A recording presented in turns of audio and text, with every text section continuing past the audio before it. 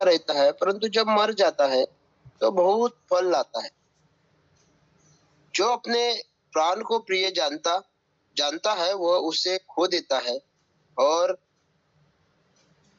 जो इस जगत में अपने प्राण को अप्रिय जानता है, वह अपना अनंत जीवन के लिए उसको उसकी रक्षा करेगा। यदि कोई मेरी सेवा करे तो मेरे पीछे हो ले, और जहाँ मैं हूँ वहाँ मेरा सेवक भी होगा। यदि कोई मेरी सेवा करे तो पिता उसका आदर करेगा। Amen. तो अब ये क्या जवाब है? सवाल क्या पूछा गया है, जवाब क्या दिया जा रहा है? ऐसा लगता है कि ये बहुत वेग है, ऐसा लगता है कि इसका कुछ तालमेल हम लोग नहीं बिठा पा रहे हैं। गए थे ये पूछने के लिए कि ग्रीस से कुछ लोग आए हैं जो आपसे मिलना चाहते हैं, लेकिन जो जवाब है वो कुछ अलग ही है।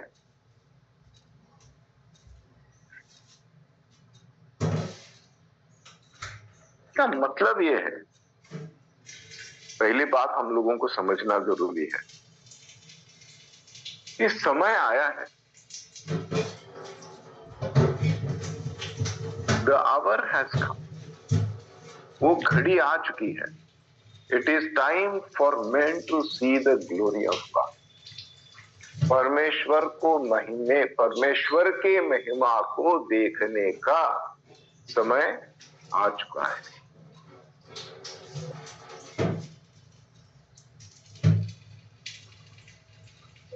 और जो परमेश्वर का बेटा है, जो परमेश्वर का संतान है, उसके लिए थोड़ा समय अभी भी बचा है। और वो कहता है कि अब वो अच्छा समय आ चुका है, जिसकी आस में सदियों से लोग इंतजार में हैं कि हमारा जो उद्धार करता है, जो हमें छुड़ाने वाला है, वो आएगा। यहां पर एक और बात वो कहते हैं, यू हैव टू डाई। उन्होंने जो एक गेहूं के दाने का उदाहरण दिया है, वो कहते हैं कि जब एक गेहूं के दाने को बोया जाता है, उस पर मिट्टी डाल दी जाती है, तो वो मर जाता है, और फिर मरने के बाद उसमें नया जीवन शुरू होता है, वो अंकुरित होता है, और एक दाने के 100 दाने बन जाते हैं। तो अगर परमेश्वर के साथ रहकर, यीशु मसीह के साथ रहकर, उसके साथ चलकर, उसके पीछे पीछे चलना है, तो वो कहता है कि तुम्हें पहली बात जो अपना जीवन है, जो तुम्हारा रोजमर्रा का जीवन है, उसको त्यागना पड़ेगा, उसे छोड़ना होगा। ये सारे लोग जो हैं, 12 लोग जिनको चुना गया था, एक्चुअली 11 लोगों को चुना गया, जैसे मैं कह रहा था पहले भी। 12वां जो है वो अपने आप ज्वाइन, वो एक नक्सलाइट था, नक्सलवादी था, रोमियो के खिलाफ बगावत करने की उनकी जो योजना थी, उसके तहत वो यीशु के पास आया था, ये सोचकर ये एक इन्फ्लुएंसर है, एक बहुत बड़ी भीड़ इकट्ठा कर सकता है, तो हो सके तो हम लोग जो है इन सारे लोगों का इस्तेमाल कर सके रोमियो के खिलाफ, उनको भड़काकर कुछ राजनीतिक लाभ के लिए वो एक्चुअली यीशु मसीह के पास आया।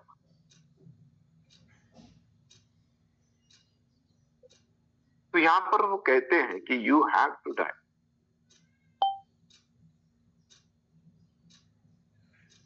और ये जब हम लोग सुनते हैं, ये जो जब हम लोग पढ़ते हैं, तो हमें बहुत बड़ा शॉक लगता है।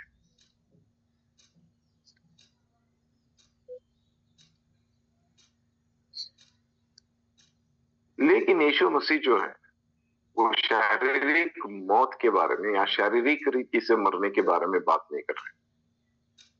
अगर हम लोग आगे बढ़ना चाहते हैं और अगर हम लोग न्यूमेरिकली बढ़ना चाहते हैं, तो फिर ये जो बीज है, it has to be buried. इसे गाड़ देना ही चाहिए, इसे गाड़ देना ही जरूरी है। तभी ये मल्टीप्लाई हो पाएगा, तभी ये बढ़ पाएगा, तभी ये एक अच्छी फसल में परावर्तित हो सकेगा।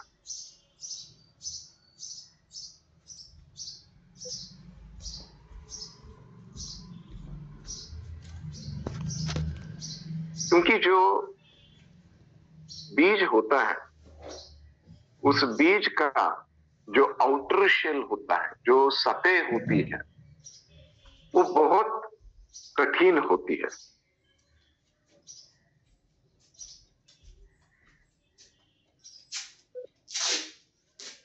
और जब तक ये जमीन में डालकर इसे नरम नहीं किया जाता है, तब तक ये अंकुरित नहीं होता है। और उसके बाद जब ये अंकुरित होता है, तब हम लोग देखते हैं कि बहुत फल ले आता है। तो यही सच्चाई हमारे जीवन की भी है।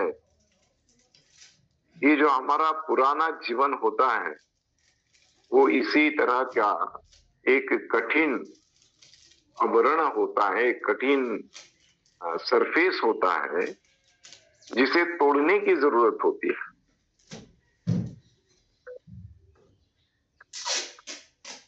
और जब इस तरह से इसे गाड़ा जाता है, अपने आप को ये छिपा लेता है,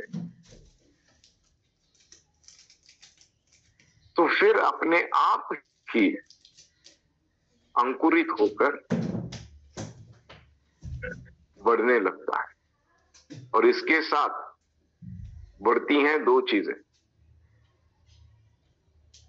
एक एम्बिशन और दूसरा पैशन। परमेश्वर के राज्य में एम्बिशियस होना और पैशनेट होना दोनों जरूरी है। अगर एम्बिशन है तो पैशन नहीं है। कुछ करने की चाहत नहीं है, तो फिर कुछ करने के लिए जो पीछे से एक ताकत लगती है, वो ताकत जॉन चैप्टर 3 वर्स 3।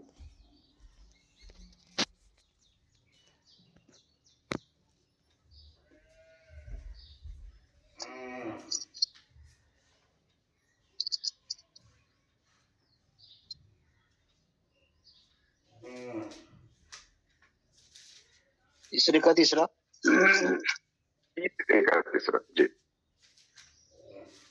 यीशु ने उनको उत्तर दिया, मैं तुमसे सच सच कहता हूँ, यदि कोई नए सिरे से जन्म न ले तो परमेश्वर का राज्य देख नहीं सकता।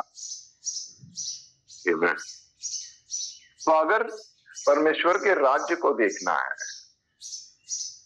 परमेश्वर को देखना है, यीशु मसीह को देखना है, उनकी बातों को समझना है, तो नए सिरे से जन्म लेना जरूरी है। अब ये तो पुरानी डॉक्ट्रिन होगी, इसका लीडरशिप के साथ क्या लेना देना है?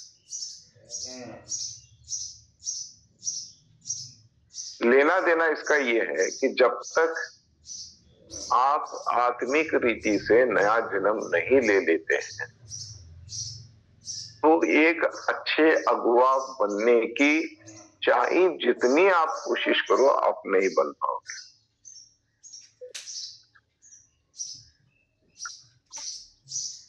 क्योंकि ये हमारी ताकत से, ये हमारे बल से, हमारी अकल से या हमारे ज्ञान से हम लोग इन चीजों को नहीं कर पाते हैं, नहीं कर सकते हैं। एक परमेश्वर का उपहार है, जो लीडर्स है, जो अगुवा है, जो छोटे छोटे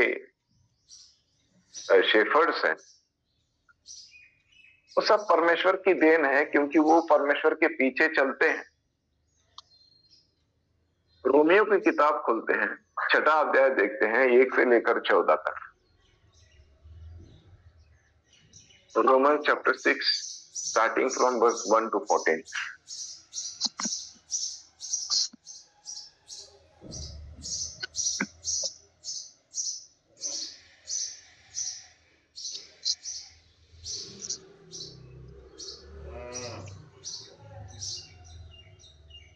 छठा अध्याय 1 से 14 तक। अच्छा,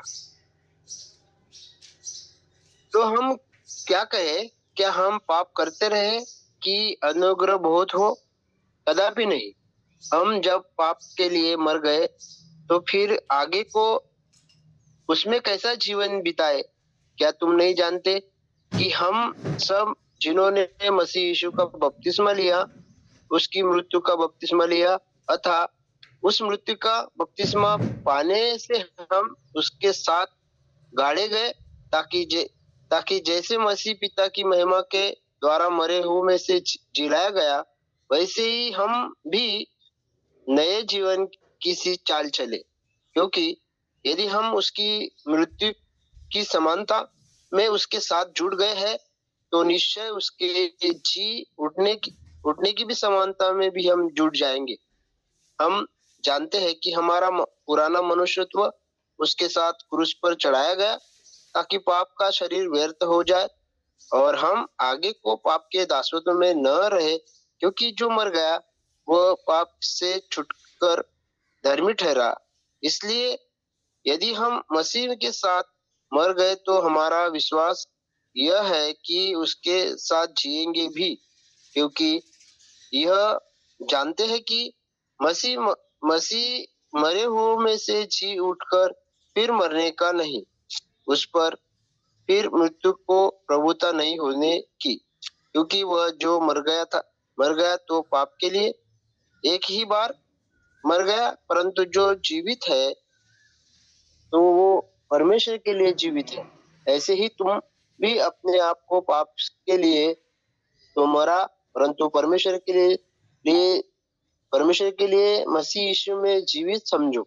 इसलिए पाप तुम्हारे नश्वर शरीर में राज्य न करे, कि तुम उसकी लालसाओं के अधीन रहो, और न अपने अंगों को अधर्म के हथियार होने के लिए पाप को सौंपो, पर अपने आप को मरे हुए में से जी उठा हुआ जानकर परमेश्वर को सौंपो, और अपने अंगों को धर्म के हथियार होने के लिए परमेश्वर को सौंपो। तब तुम पर पाप की प्रभुता न होगी, क्योंकि तुम व्यवस्था के अधीन नहीं वरन अनुग्रह के अधीन हो।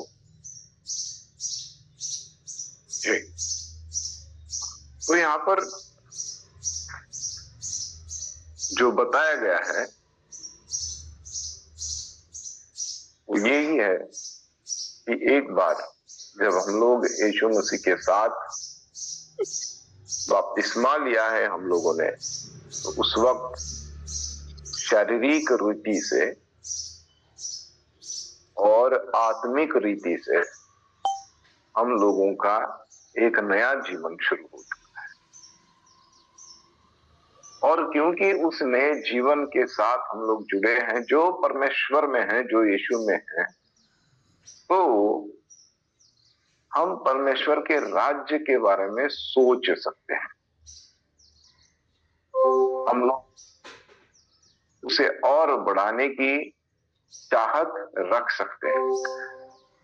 लेकिन जब तक हम लोग इस तरह से अपना जीवन नहीं जिएंगे, सबके लिए मुश्किल है।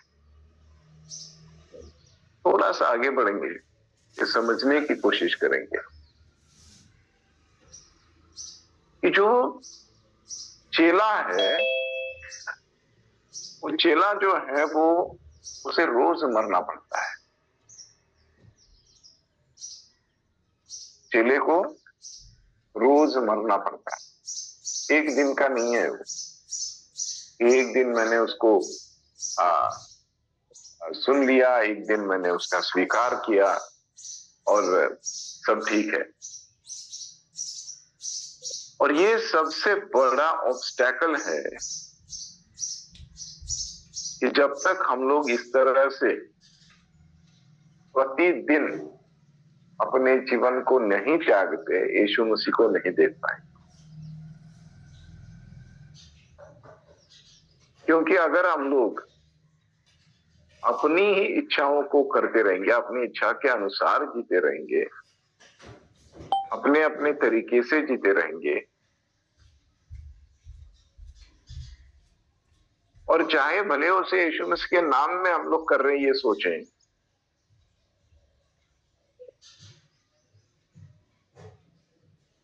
तो कैसे होगा? ये ऐसे होगा मानो हम लोग एक डुअल आइडेंटिटी का जीवन जी रहे हैं।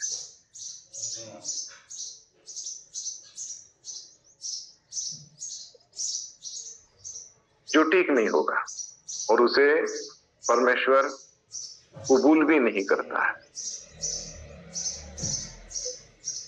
वो कहते हैं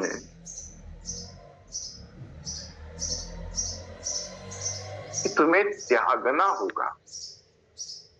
तुम्हें त्याग जो शब्द है ना, ये हमारी संस्कृत में बहुत बड़ा है।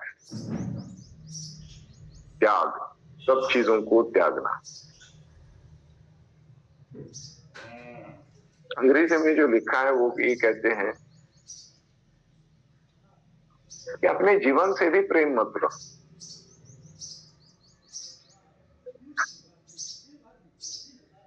By not living his own life, खुद का जो जीवन है उसके भी प्रेम में या प्यार में हम लोगों को अटकना नहीं है। गिनती की किताब खोलते हैं, 16वां अध्याय उसका 32वां वचन पढ़ते हैं। Numbers chapter 16 verse 32।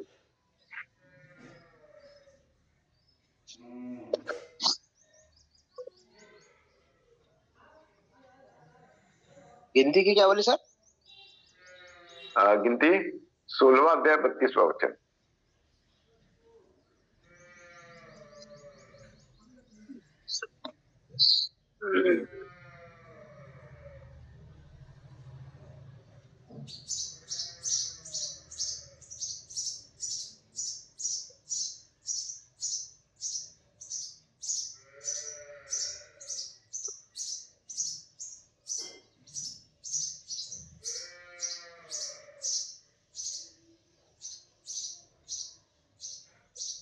Which one, brother?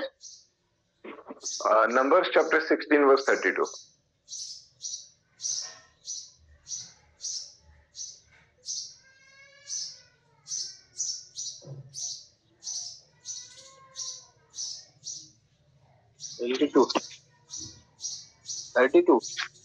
जी,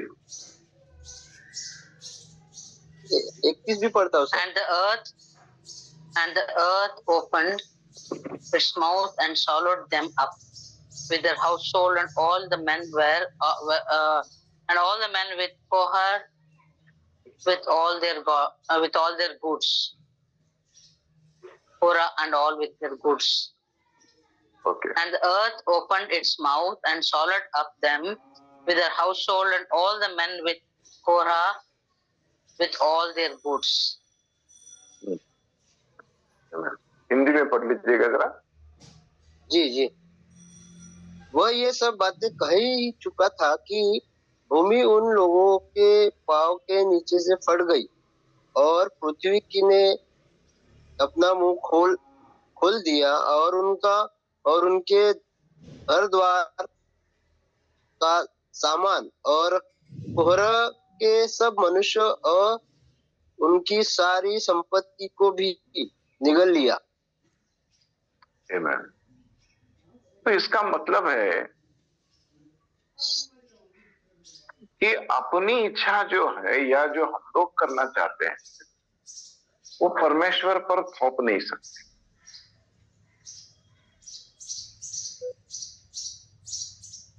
हम लोग नहीं लड़ सकते हैं कि मेरी इच्छा के अनुसार हो, जैसे मूसा ने परमेश्वर के सामने किया।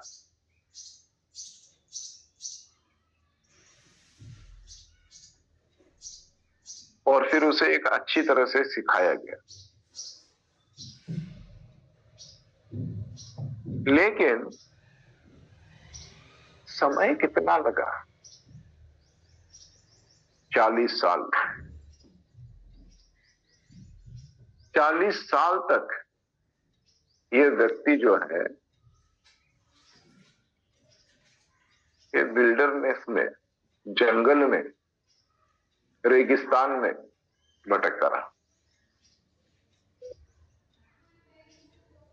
निर्गमन की किताब खोलते हैं, उसका दूसरा अध्याय, उसका 12वां वचन पढ़ते हैं। Which one, brother? Nirma? What is that mean? Exodus chapter 2 verse 12. What it is told in Hindi? निर्गमन। निर्गमन।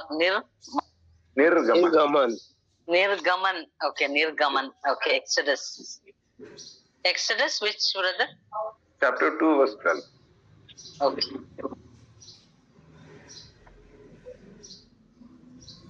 उसने इधर उधर देखा कि कोई नहीं है तो उस मिस्री को मार डाला और बालू में छिपा दिया। ओके। तो यहाँ पर लिखा है कि ये जो भाई साहब है जिनका नाम है मूसा, उन्होंने यहाँ वहां देखा, अपने दाहिनी ओर देखा, बाईं ओर देखा, आगे देखा, पीछे देखा, ऊपर देखना भूल गया।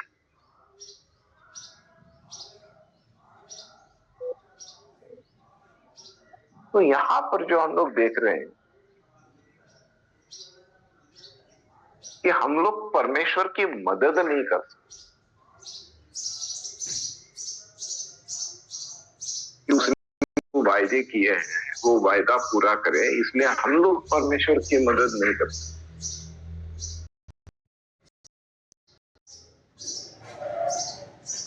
लोग परमेश्वर की मदद करने का सोचते हैं तो जानते हैं क्या होता है? अब्राम और सारा होता है। परमेश्वर की मदद, तेरी योजना हमारे जीवन में पूरी हो, इसलिए हम लोग कुछ करते हैं। फिर क्या होता है? इश्माइल पैदा होता है। इसलिए परमेश्वर की मदद मत करो भाई।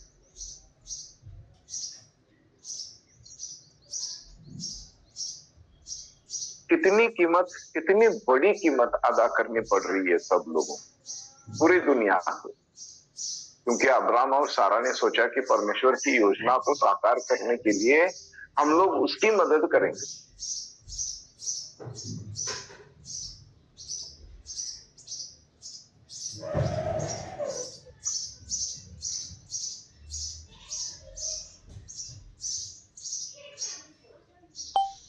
आज भी दुनिया जो है इसकी कीमत अदा कर रही है। Even today we are paying the price. कितने लोग मारे जा रहे हैं, कितने लोगों का जीवन जो है वो समय के पहले समाप्त हो रहा है। कितने लोग लूले, लंगड़े, अंधे होकर चल रहे हैं,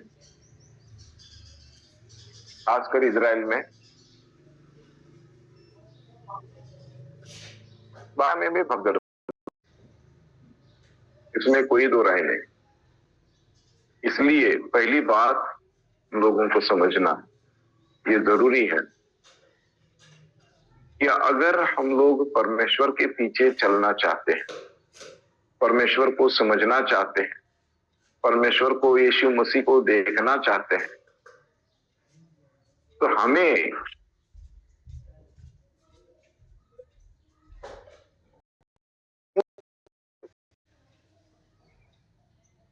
की योजनाओं को साकार होने में समय लगता है। परमेश्वर की योजना जो है वो आज के लिए नहीं होती है, वो कल के लिए नहीं होती है। परमेश्वर जब सोचता है तो बहुत दूर की सोचता है, अनंत काल की सोचता है।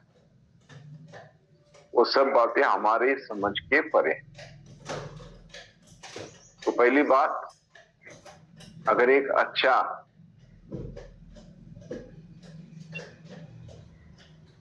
सेवक बनना चाहते हैं तो मानसिकता जो है वो हमारी हम लोगों को बदल लेनी है।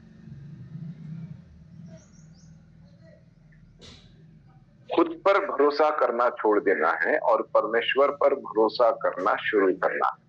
ये एक बहुत इंपॉर्टेंट चीज हमारे जीवन में जो तब्दीली लानी है वो ये है कि मैं जो हूं उसे पूरी तरह से मिटा देना है। उसको बैक सीट पे बैठने की भी इजाजत नहीं देनी है। तुम पीछे बैठ जाओ, नहीं नहीं, वो कभी भी खड़ा होकर सामने आ सकता है। उसे समाप्त कर दो।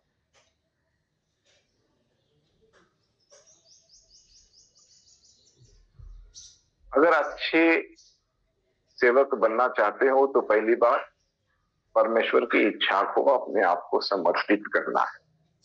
तो ये जो गलतियां हम लोगों के पुरखों ने की है, उनसे हम लोग क्या सीख लेते हैं, क्या समझ लेते हैं?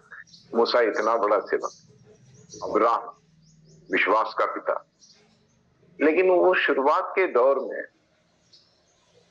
गलती कर बैठे, गलती कर गए और उसका खामियाजा उन्हें भी भुगतना पड़ा, लोगों को भी भुगतना पड़ा।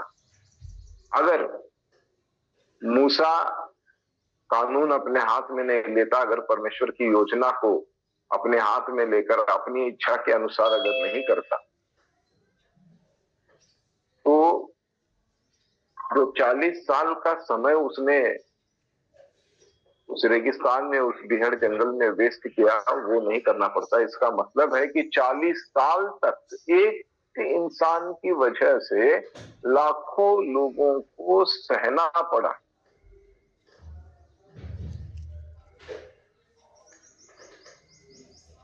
वही बात आज भी हो रही है अब्राहम और सारा के साथ। उन्होंने परमेश्वर पर भरोसा नहीं किया, उन्होंने उसके समय के सारणी के अनुसार चलना पसंद नहीं किया। वो चाहते थे कि कुछ घटे और जल्द घटे, और फिर जल्दबाजी में इस्माइल घट गया और आज भी पूरी दुनिया उसका खामियाजा भुगत रही है। तो पहली बात, जब परमेश्वर के पास आते हैं तो अपनी इच्छाओं को, एक अच्छा शब्द है हिंदी में, मराठी में, तिलांजलि दे दो, उनको जला दो, उनको विसर्जन कर दो, उनको समाप्त कर दो। इसीलिए यीशु मसीह भी कहते हैं उस गेतसेमानी के बगीचे में, it's not my will father but it is your will that needs to be done. मेरी इच्छा नहीं लेकिन आपकी इच्छा के अनुसार हो। तो पहली बात, अपनी इच्छा, अपनी आकांक्षाओं को भूलना है और एक चीज, एक क्वालिटी को डेवलप करना है और वो है पेशेंस। बहुत ही पेशेंस के साथ आगे बढ़ना है। कब घटेगा, क्या घटेगा, कैसे घटेगा मालूम नहीं। आई am not aware of it, but I know कि जो परमेश्वर ने वायदा मुझसे किया है, जो प्रतिज्ञा उसने की है, वो जरूर उसे पूरा करेगा। अब वो कैसे करता है वो उस पर निर्भर है, मैं उस पर थोप नहीं सकता। पौलुस लिखते हैं कि God is able to do more than you have ever asked, more than you have imagined. तुमने जो सोचा है, तुमने जो प्रार्थना की है, जो तुमने मांगा है, उससे बहुत बढ़कर परमेश्वर तुम्हें दे सकता है। He is able to give। लेकिन फिर और एक सेवक है, वो लिखता है तुम्हें मिलता नहीं है क्योंकि तुम गलत मांग रहे हो। तो परमेश्वर की इच्छा क्या है ये जानना समझना जरूरी है। मैं अपनी इच्छा को जानता हूं, मैं अपनी इच्छा को समझता हूं, I know what it is, लेकिन परमेश्वर की इच्छा क्या है तो उसे समझो, उसे जानो। उसके लिए परमेश्वर को समय देना जरूरी है, उसके चरणों के तले बैठना जरूरी है, ताकि जो उसकी योजना है वो योजना को हम लोग समझ सकें। तो पहली बात, एक अच्छा सेवक बनने के लिए, I am not going to say leader, हम लोग एक अच्छा सेवक बनने की कोशिश कर रहे हैं। और एक अच्छा सेवक क्या करता है? अपने मालिक की आवाज को सुनता है, मालिक के आज्ञाओं का पालन करता है, वही एक अच्छा सेवक है। तो आज यहीं पर रुकते हैं, कल इस विषय को आगे ले जाएंगे। ये थोड़ा